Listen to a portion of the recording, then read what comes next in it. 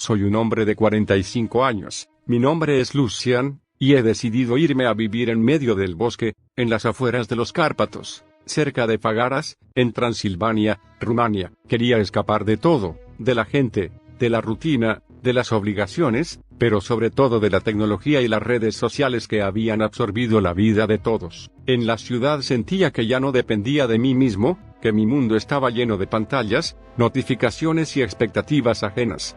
Por eso tomé la decisión de ir a lo más profundo del bosque, a kilómetros de cualquier civilización. Tenía una esposa, su nombre era Alina, ella tiene 43 años. Nos conocimos en la universidad, en Cluj-Napoca, y desde entonces supe que quería pasar mi vida a su lado. Salimos varios años antes de casarnos, y nuestra relación siempre fue intensa, amorosa, llena de complicidad. Incluso habíamos planeado tener un hijo desde la universidad. Era algo que habíamos hablado con detalle, queríamos esperar el momento adecuado, pero ya sabíamos exactamente a qué edad intentaríamos hacerlo. Pasamos por todo. Peleas de pareja, discusiones triviales, tensiones que a veces nos distanciaban, pero siempre encontrábamos la manera de volver a estar juntos. Nuestra relación era sólida. Alina era completamente transparente conmigo, como cualquier persona, tenía secretos, pero siempre me contaba casi todo, salvo algunas cosas muy íntimas que no podía compartir. Ella era ama de casa. Después de años de trabajar duro, logramos comprar una casa en Brasov, una ciudad preciosa, rodeada de montañas y con acceso a naturaleza abundante. Alina decidió dejar su trabajo para quedarse en casa, y con mi sueldo podíamos cubrir todos los gastos cómodamente. Era perfecto, yo trabajaba, ella se dedicaba a nuestro hogar, y todo funcionaba armoniosamente. Cuando Alina cumplió 28 años, intentamos tener un hijo por primera vez, y lo logramos al primer intento. Todo parecía encajar, nuestra vida, nuestro amor, nuestros planes. Teníamos un coche que habíamos comprado con esfuerzo, y nuestras familias estaban emocionadas. Alina estaba embarazada de 8 meses. Todo era perfecto, o al menos eso creíamos. Decidimos irnos de vacaciones a la Kulz-Fantana, un lugar remoto en Rumania, famoso por su lago volcánico rodeado de bosque y tranquilidad absoluta.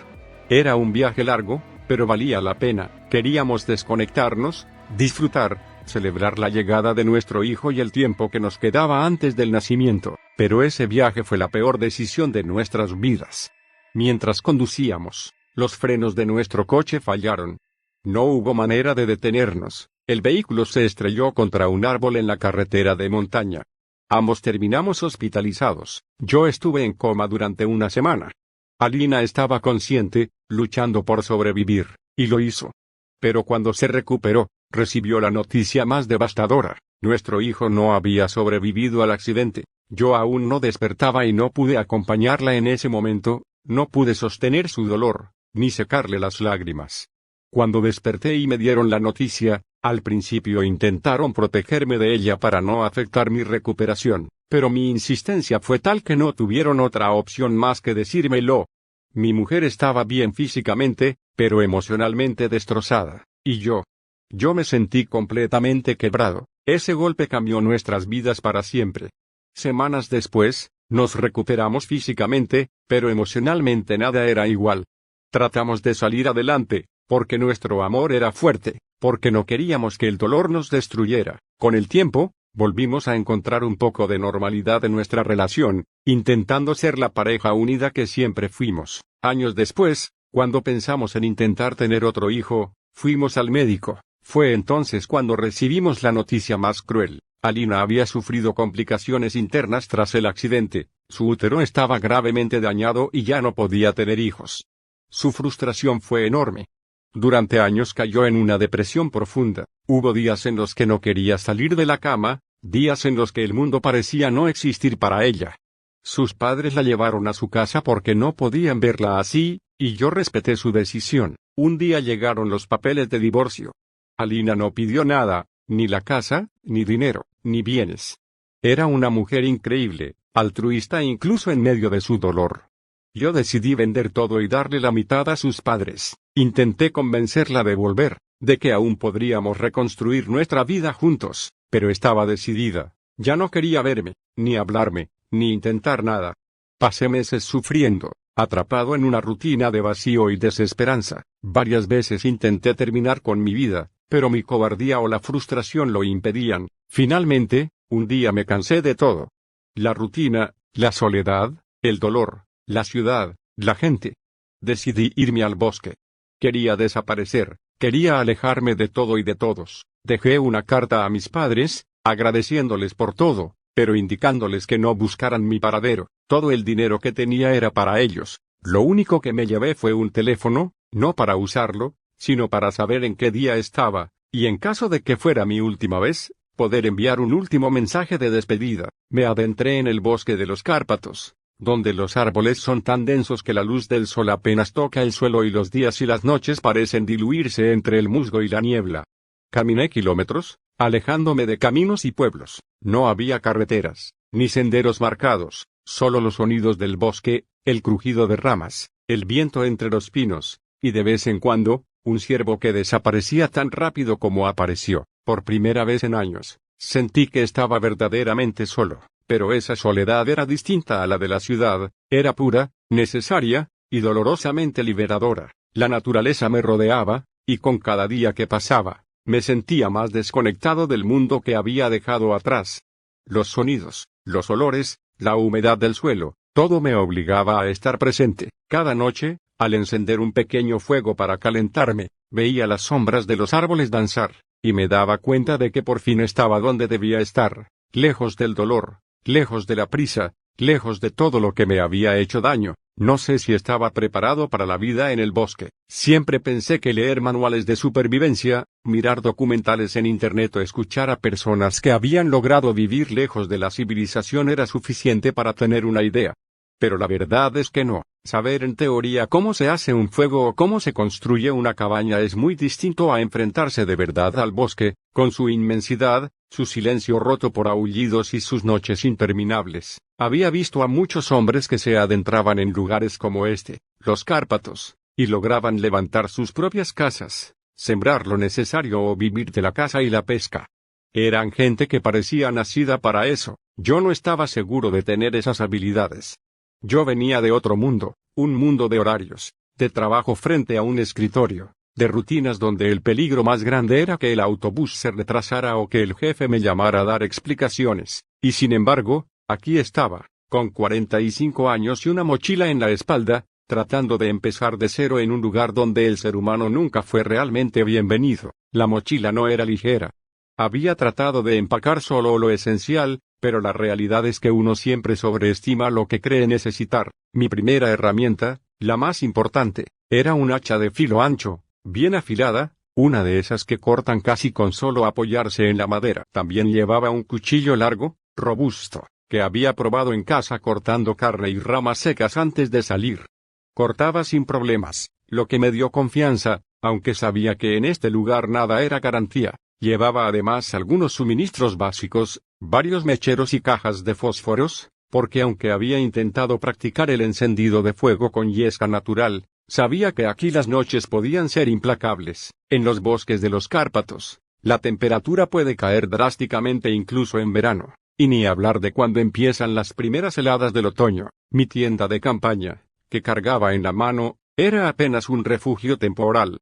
En la mochila, además de las herramientas, llevaba mudas de ropa. Había doblado cada pieza con cuidado, tratando de que ocuparan el menor espacio posible, pero aún así era demasiado. Llevaba suficiente ropa como para un par de años, aunque lo sabía, aquí, en el bosque, la ropa se desgasta mucho más rápido que en la ciudad. Una rama puede desgarrar una tela, la humedad pudre las costuras, y el simple uso diario bajo las inclemencias del clima destruye cualquier prenda. Después de horas caminando, encontré un lugar que me pareció adecuado.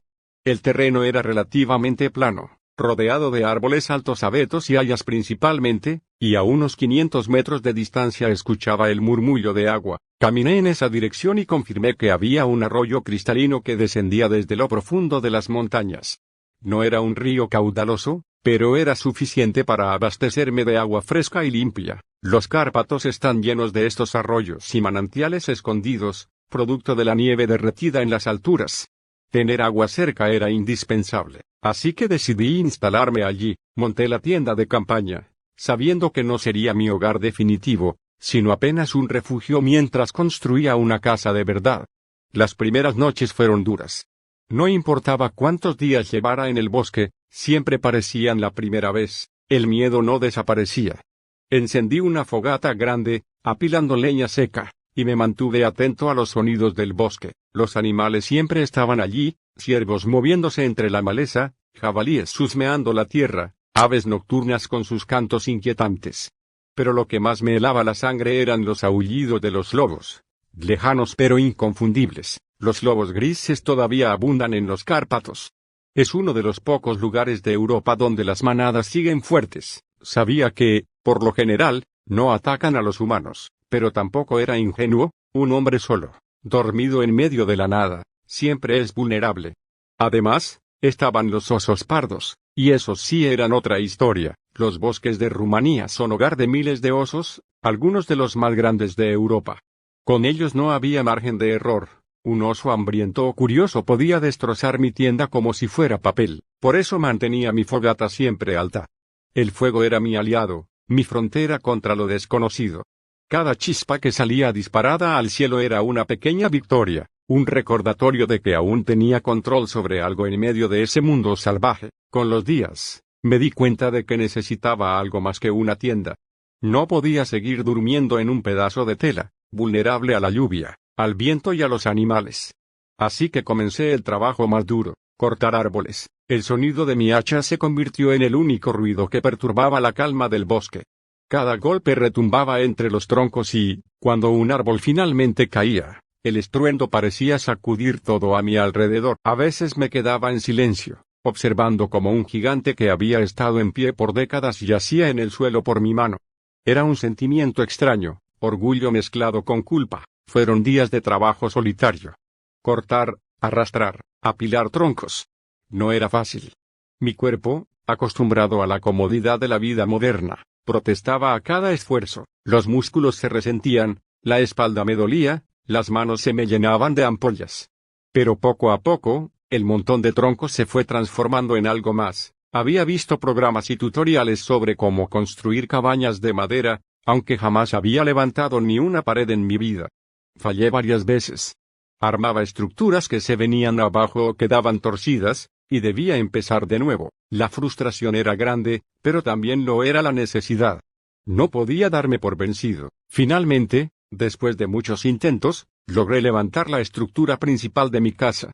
No era perfecta, ni mucho menos, pero ahí estaba, 4 paredes rústicas de troncos encajados entre sí, formando un refugio sólido. El techo fue un desafío mayor. Sabía que debía protegerme de las tormentas, que aquí eran comunes, y también de la nieve que tarde o temprano llegaría. Usé ramas de abeto, hojas grandes y barro para sellar los huecos, creando una especie de cubierta improvisada que, aunque rudimentaria, podía detener el agua. Me sentí orgulloso. A mis 45 años, había levantado con mis propias manos una casa. Nada espectacular, nada que mereciera aparecer en una revista, pero mía al fin. Algo que, en mi juventud, jamás habría imaginado posible. Dentro, el espacio era reducido pero suficiente. Ajusté las paredes con barro y musgo para tapar rendijas y evitar que el viento helado se colara. Pensaba, más adelante, construir una chimenea que me permitiera tener calor en las noches, pero por el momento me conformaba con el simple hecho de tener un techo sobre mi cabeza. La comida era otro desafío. Estaba acostumbrado a 3 comidas diarias, abundantes y variadas, con antojos entre medio. Esa vida había quedado atrás. Aquí, comía poco y mal, me mantenía con la carne seca y las barras energéticas que aún conservaba de mi mochila, pero sabía que no durarían para siempre. Filtraba el agua del arroyo con un sistema improvisado de piedras y telas, y luego la hervía en una olla pequeña que llevaba conmigo. Así evitaba enfermedades, aunque el sabor nunca era agradable. Me propuse aprender a cazar. Coloqué trampas rudimentarias para animales pequeños. Los bosques de los Cárpatos son hogar de liebres europeas, ardillas rojas, faisanes y urogallos, además de otras aves que se mueven por el suelo buscando alimento, pero mis trampas fallaban una y otra vez. Quizás porque las hacía mal, quizás porque los animales eran más listos de lo que yo pensaba. Lo único que dio resultado fue la pesca. Con un poco de hilo y una rama improvisé una caña de pescar y bajé hasta el arroyo. Allí, Entre las piedras y las corrientes, nadaban truchas comunes, peces típicos de estas aguas frías. La primera vez que logré sacar una del agua, me sentí como si hubiera conquistado una batalla épica. Era pequeña, pero era mía.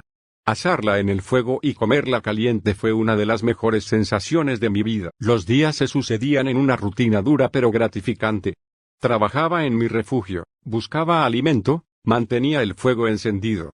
Y por las noches, me sentaba frente a la fogata, escuchando los sonidos del bosque, los lobos, los búhos, el crujir de ramas bajo el peso de algún animal grande. Siempre vigilante, siempre alerta, el celular permanecía apagado desde el primer día. No lo necesitaba. Aquí, el tiempo parecía distinto. No importaba qué día era, ni la hora. La tranquilidad de no tener que mirar un reloj, de no estar pendiente de un horario de trabajo, era una libertad que nunca antes había conocido. Podía hacer lo que quisiera, cuando lo necesitara, y después, simplemente, sentarme a contemplar los paisajes, los troncos cubiertos de musgo, la neblina que bajaba entre las montañas, el reflejo de la luna en el arroyo.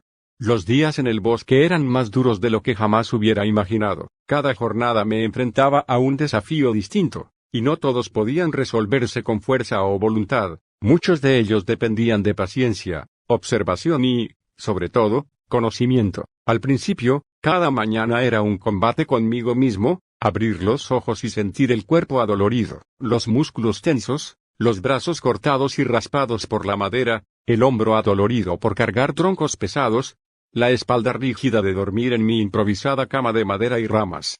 La sensación era constante, cada paso que daba me recordaba que estaba solo, verdaderamente solo, y que dependía de mí mismo para sobrevivir. Al principio, los recuerdos de Alina y de nuestro hijo perdido me atormentaban con fuerza. Cada noche, antes de dormir, podía ver su rostro, su sonrisa, el brillo de sus ojos y cómo se aferraba a mí incluso en momentos de silencio, como si supiera que yo necesitaba su compañía más que nadie. Había momentos en que no podía evitar sentir culpa, porque había dejado que el accidente nos separara de esa manera.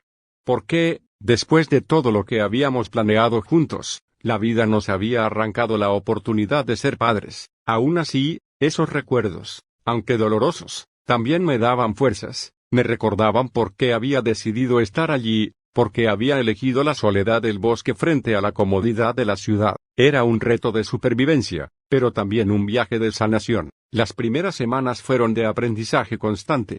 Cada árbol que talaba, cada fogata que encendía, cada trampa que intentaba montar era una lección sobre el bosque de los Cárpatos.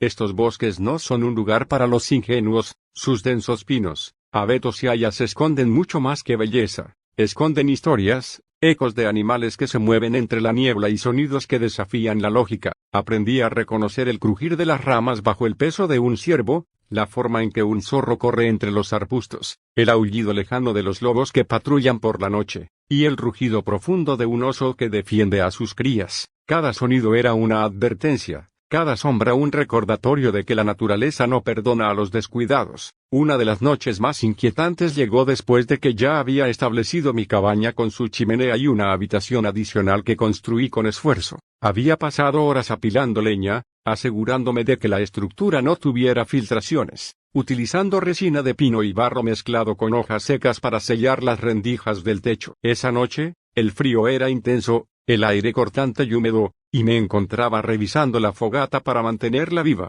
Había apagado el teléfono desde el primer día, y aunque podía verificar la fecha mentalmente, el tiempo parecía haberse diluido en el bosque, los días y las noches se sucedían sin una medida clara, y cada amanecer me encontraba más acostumbrado a la rutina solitaria. De repente, un silencio absoluto descendió sobre el campamento. El sonido habitual de grillos, aves nocturnas y pequeños mamíferos se extinguió como si alguien hubiera pulsado un interruptor. Sentí una alarma interna, un instinto primario que me decía que algo estaba mal. Aferré mi hacha y mi cuchillo, avanzando lentamente hacia la puerta. A lo lejos, escuché un crujido, como si ramas pesadas se rompieran bajo un peso enorme. Al principio pensé que era un oso, pero había algo diferente. La secuencia era irregular, demasiado pesada para un animal normal, y el aire parecía vibrar con su presencia. El corazón me latía con fuerza, y cada músculo de mi cuerpo estaba tenso. La luz de la fogata apenas iluminaba la entrada de la cabaña, creando sombras que danzaban en las paredes de madera. Por un momento, juré ver un destello rojo entre los árboles, como un ojo, pero podía ser mi imaginación o el reflejo de la luz sobre la resina en los troncos. No me moví, la paciencia era mi única defensa, cualquier movimiento brusco podía atraer la atención de aquella cosa, lo que fuera que estuviera acechando. Pasaron minutos que parecieron horas, el crujido se acercaba, resonando con un ritmo irregular y pesado, como si alguien caminara sobre ramas y troncos secos con pasos gigantescos. Recordé entonces lo que había leído en documentales y relatos de supervivencia: cuando un oso madre está con sus crías, es extremadamente agresiva. Puede atacar sin aviso para proteger a sus pequeños. Aquella referencia me dio un marco de seguridad mental. No era un ataque deliberado hacia mí, al menos no todavía. Era algo que se movía y me estudiaba, y yo tenía que mantener la calma. De pronto, un movimiento a mi izquierda me distrajo. Dos pequeños osos aparecieron entre los arbustos, jugando torpemente y desviando la atención de la madre, que olfateó el aire y luego desapareció entre los árboles, dejándome un alivio temporal pero no una seguridad total. Aún así, las huellas que encontré por la mañana eran enormes. Más grandes de lo que cualquier oso adulto podría dejar, según mi limitada experiencia y lo que había estudiado antes. Estaban frescas, marcadas en la tierra húmeda del bosque, y se extendían varios metros más allá de mi cabaña.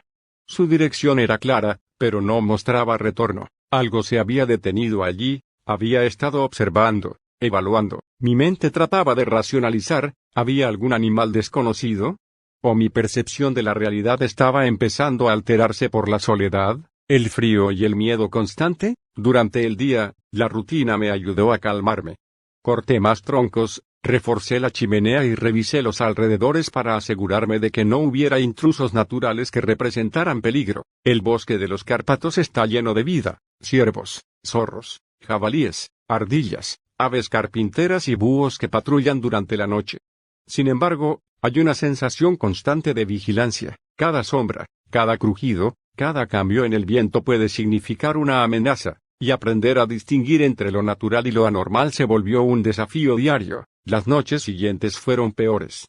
Dormía en intervalos cortos, despertando con la sensación de que alguien estaba allí, observando. El silencio absoluto del bosque se convertía en un enemigo. Cualquier ruido leve me hacía saltar, y cada sombra en la cabaña parecía moverse por sí sola. La paranoia creció lentamente, alimentada por los recuerdos de Alina y nuestro hijo. A veces, mientras caminaba por los alrededores para recolectar leña, sentía que alguien seguía mis pasos, pero al mirar alrededor no había nadie. El miedo no era solo físico, era psicológico, profundo y persistente. En una ocasión, mientras estaba pescando en el río cercano, escuché ramas romperse a lo lejos. Me escondí detrás de un árbol, observando cómo algo grande se movía entre los arbustos. Su tamaño era descomunal, y el olor a tierra y bosque húmedo me golpeó de manera intensa.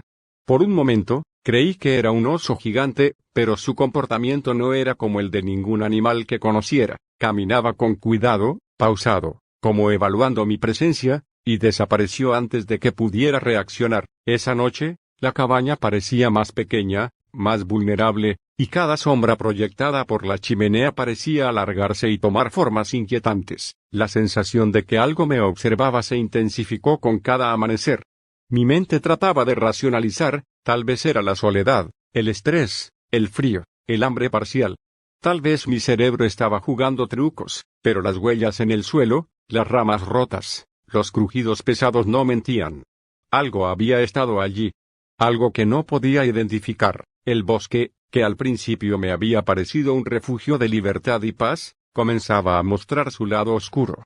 Los árboles ya no solo eran belleza, eran centinelas silenciosos, testigos de mi vulnerabilidad. El río cercano, que me había dado agua y algo de alimento, se convirtió en un lugar de tensión. Cada movimiento en la superficie, cada chapoteo de pez, me hacía saltar, pensando en que algo mucho más grande podría estar acechando. Y allí estaba yo, atrapado entre la belleza natural y el miedo indescriptible, consciente de que había decidido esta soledad por elección, pero no preparado para la magnitud del bosque y sus secretos. Me sentía pequeño, frágil, pero también más vivo que nunca, porque cada día sobrevivido era una victoria. Sin embargo, la intranquilidad permanecía, y esa noche, Al recordar el silencio absoluto interrumpido por pasos pesados y un posible ojo rojo entre los árboles, me cuestioné mi cordura. No sabía si estaba loco, o si algo verdaderamente extraño me estaba observando. Estaba ahí, en la penumbra de la noche, paralizado de miedo. Había algo allá afuera. Juro por mi vida que vi una luz roja que se proyectaba desde algo entre los árboles, un resplandor que cortaba la oscuridad y hacía que todo el bosque pareciera más profundo y silencioso de lo habitual. Con la falta de sonidos habituales del bosque, lo único que rompía la quietud era esa cosa, y la sentía enorme, mucho más que cualquier oso que jamás se haya visto. Escuché, o al menos eso recuerdo, un leve gruñido que me sacó de mi tensión. Me quedé parado en la puerta de mi cabaña, con el corazón a mil, esperando a que esa cosa se acercara. Los pasos que se oían eran pesados, gigantescos, pero se detuvieron a unos metros, entre los árboles detrás de mi refugio. Allí se posó, la luz rojiza se filtraba entre los huecos de la madera de mi cabaña, proyectando un juego de sombras inquietantes, y pude ver cómo aquella criatura escudriñaba cada rincón del bosque, como buscando algo. No podía distinguir bien sus formas debido a la oscuridad. La luna estaba en su punto más alto, pero no iluminaba lo suficiente. Apenas lograba perfilar siluetas entre los troncos y la niebla que comenzaba a formarse cerca del suelo, y de repente, la luz se apagó. Los pasos, pesados y grandes, se acercaron más y más a mi cabaña.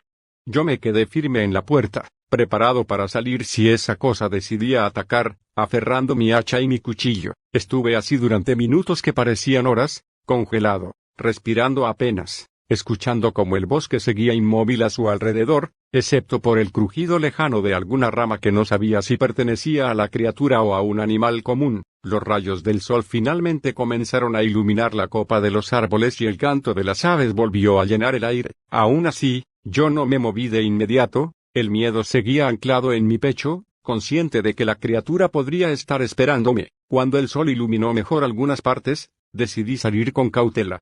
Caminé lentamente hacia atrás, mirando cada sombra y cada movimiento entre los troncos. Lo que vi me dejó helado, árboles movidos, ramas rotas en el suelo y unas huellas enormes que ya había visto antes. Sus pezuñas parecían penetrar la tierra más allá de lo que podía imaginar, hundiéndose más de 30 centímetros. No podía saberlo con exactitud, pero eran demasiado profundas y anormales para cualquier animal que conociera. Lo más aterrador era que esas huellas estaban orientadas hacia mi cabaña, como si me estuvieran observando, pero jamás regresaron. Solo quedaron allí, mudas y silenciosas, y yo no supe qué pensar en ese momento. Sentía un miedo profundo, y aunque quería creer que era un hecho aislado, sabía que no sería así. Esa mañana decidí continuar con mi rutina para no perder la cordura. Fui a pescar, regresé, comí algo de carne seca y tomé agua filtrada.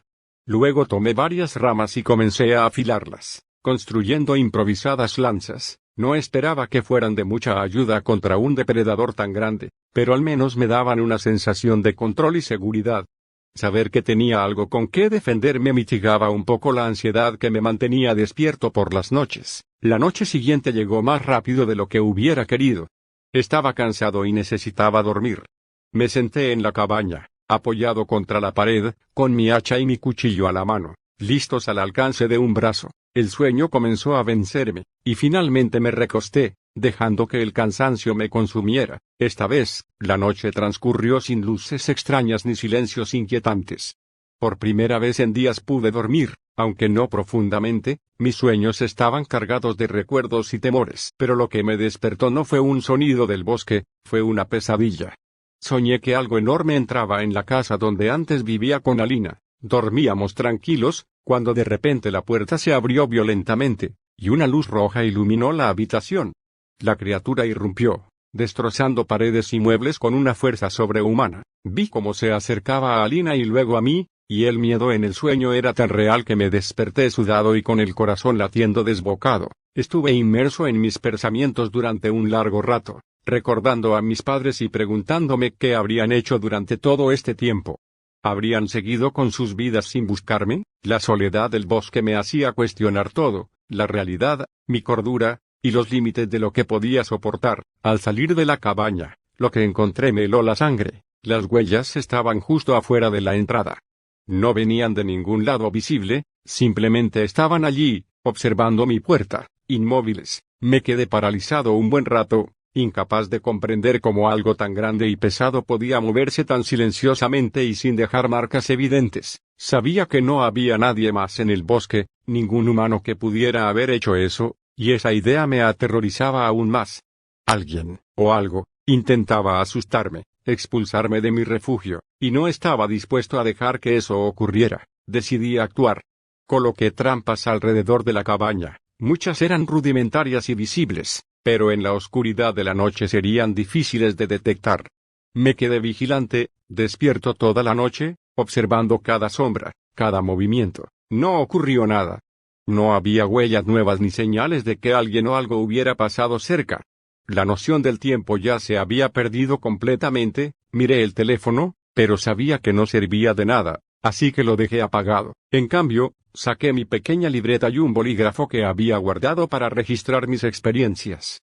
Empecé a escribir, plasmando cada detalle, cada sensación, cada miedo. Sabía que nadie me creería, pero quería dejar constancia de todo, para que al menos no quedara olvidado. Revisé mis trampas una por una. Ninguna había sido activada. No había huellas nuevas, ni signos de intervención. ¿Cómo podía algo tan grande y pesado moverse sin dejar rastros, y sin ser escuchado durante la noche? La confusión y el desconcierto me llenaban, pero al mismo tiempo me impulsaban a prepararme aún más.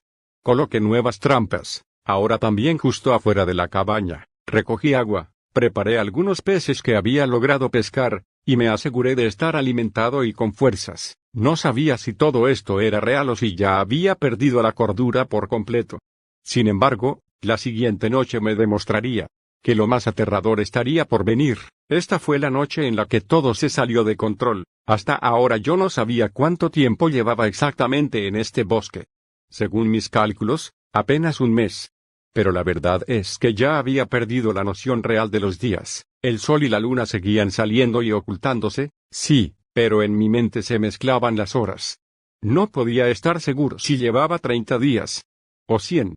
Me estaba volviendo loco. Seguramente, aquella tarde me encontraba comiendo un poco de pescado que había logrado atrapar en el río. Lo puse sobre el fuego y lo asé lentamente, observando cómo la grasa chisporroteaba y caía sobre las brasas. No era gran cosa, pero después de tantos días de hambre e intentos fallidos de cazar conejos o aves, ese pescado era casi un banquete. Estaba atento a todo mientras comía. Uno no puede relajarse del todo en un bosque como este. Los Cárpatos no son un sitio cualquiera, los sonidos nunca se detienen, y el silencio tampoco es tranquilidad. A veces el silencio suena más fuerte que un grito. Terminé el pescado y limpié un poco el lugar. Siempre llevaba conmigo dos objetos que eran mis tesoros, los únicos que me anclaban a la realidad, una libreta y mi celular. Ambos los guardaba en una bolsa de plástico gruesa para evitar que se mojaran. No tenía señal. No lo encendía nunca, pero lo usaba como un recordatorio de que yo había tenido una vida antes de perderme en este infierno verde. La libreta era donde anotaba fechas aproximadas, pensamientos, dibujos torpes de los árboles o los animales que veía. Era lo único que mantenía mi mente ocupada y, en cierta forma, cuerda. Esa noche me recosté un poco en el interior de mi cabaña improvisada. No debía dormirme, lo sabía. En el bosque, dormir profundamente es un lujo peligroso. Pero el cansancio me vencía cada vez más rápido. Cerré los ojos unos minutos y entonces un estruendo me arrancó de golpe del sueño, un trueno. Abrí los ojos sobresaltado. El cielo rugía. La tormenta se avecinaba. Podía escuchar cómo los truenos rodaban a lo lejos, y poco a poco la humedad en el aire me avisó lo que vendría después. El bosque se estremecía con cada estallido, y los sonidos naturales, los grillos, el crujido de las ramas, el ulular de algún búho lejano se interrumpieron como si toda la vida salvaje hubiera decidido callar al mismo tiempo. Y entonces, como una manta inmensa cayendo sobre todo, llegó la lluvia. Primero fueron gotas aisladas que golpeaban el techo improvisado de mi refugio, hechas de troncos mal encajados, barro y ramas entrelazadas. Luego fue un torrente incontrolable. La lluvia rebotaba sobre el techo, golpeaba contra la chimenea improvisada que había hecho con piedras y barro endurecido. Aquella chimenea no era gran cosa, pero al menos me permitía mantener encendido un fuego modesto que calentaba el interior. Puse más leña para que las brasas resistieran el agua y el viento. Me acerqué a la pequeña abertura que hacía de puerta para asomarme afuera. Y esa fue la peor decisión de toda mi vida. Ahí estaba, en el espacio despejado frente a mi cabaña, ese mismo claro que yo había limpiado de ramas y maleza para poder trabajar, se erguía una silueta. Alta. Demasiado alta. La había visto antes, o al menos creí verla, entre los árboles, de reojo, como una sombra que se confundía con la niebla. Pero ahora estaba clara, definida, sólida, la tormenta iluminaba la escena. Cada relámpago me dejaba ver que la silueta sobrepasaba la altura de los árboles más jóvenes, delgados. Una figura imposible de ignorar, negra contra la cortina plateada de la lluvia. Y entonces lo vi, 2 ojos, no eran ojos, eran focos rojos, brillantes, encendidos como carbones ardientes en medio de la oscuridad. Su luz era tan fuerte que se reflejaba en el agua que caía y hacía que todo a su alrededor pareciera teñido de sangre. Me quedé congelado. Mi respiración se volvió un jadeo corto, entrecortado. Lo primero que pensé fue que estaba alucinando, que quizás el pescado me había caído mal. Pero no.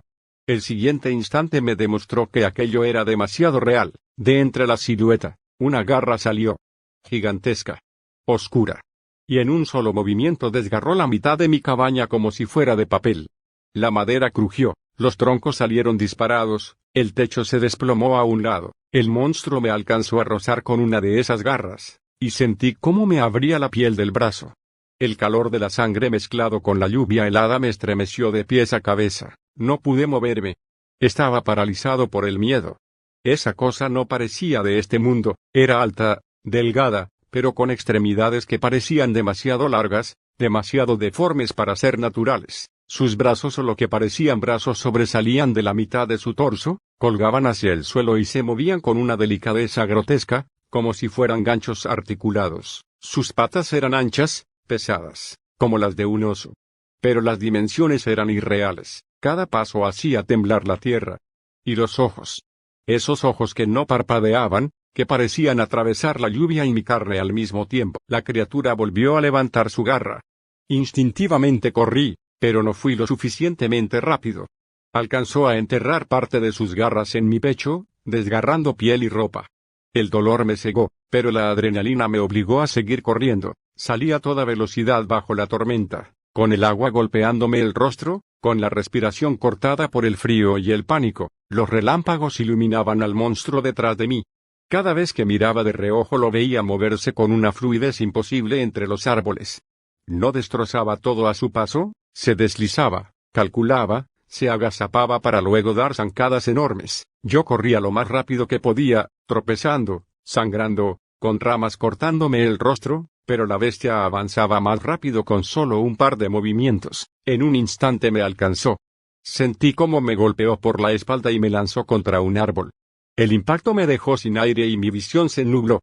Caí en una grieta del suelo, entre raíces y piedras. Lo último que vi antes de perder el conocimiento fue a esa cosa buscando alrededor, moviendo su cuerpo de un lado a otro, como oliendo, como rastreando mi presencia. Desperté horas después. La tormenta seguía, la lluvia no había parado. Mi cuerpo estaba empapado, adolorido, sangrando. Con esfuerzo, logré salir de la grieta arrastrándome. Apenas podía mantenerme en pie, pero sabía que debía alejarme de ese lugar. Caminé. No sé cuánto.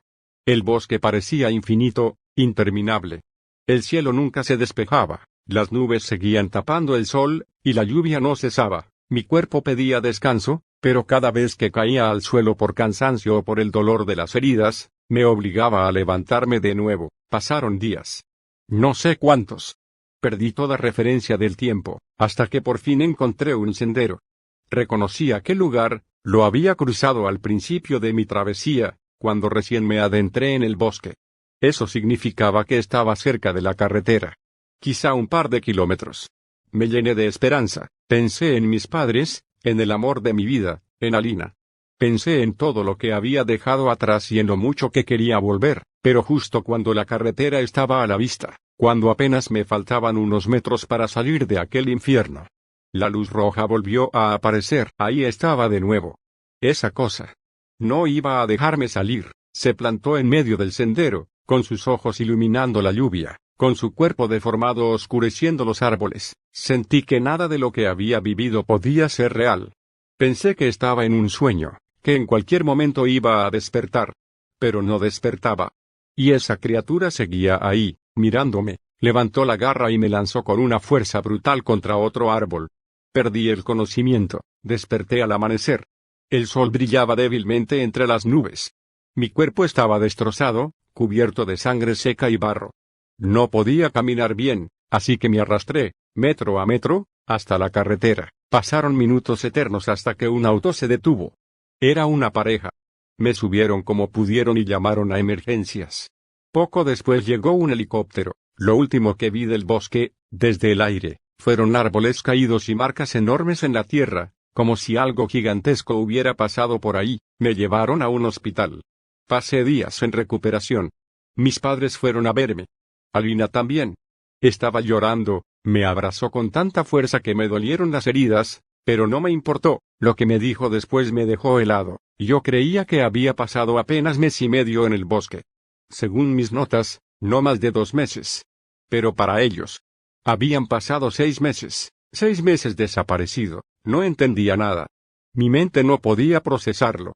Para mí, el tiempo se había distorsionado, doblado sobre sí mismo. ¿Cómo podía ser posible? Alina me confesó que aquel día en que me vio partir, en que cerró la persiana de su casa, había corrido a buscarme para pedirme que no me fuera. Pero cuando salió, yo ya me había ido. Mis padres encontraron solo la nota que dejé y desde entonces no dejaron de buscarme. Nos mudamos juntos otra vez, en un pequeño departamento de la ciudad. Recuperé mi trabajo. Volví a una rutina. Pero jamás pude olvidar lo que vi. La policía dijo que lo que me atacó fue un oso.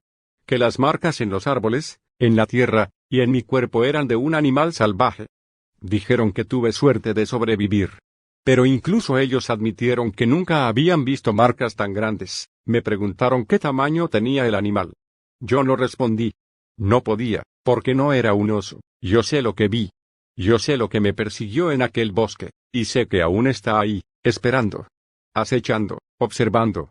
Si algún día decides viajar a Rumania, si algún día tienes la absurda idea de adentrarte en los Cárpatos, recuerda esto, en esos bosques hay algo que no pertenece a nuestras leyes naturales. Algo que se mueve de maneras imposibles, algo que te observa aunque no lo veas. Yo lo vi. Yo lo sufrí. Yo viví para contarlo, y tú. Quizá no tengas la misma suerte.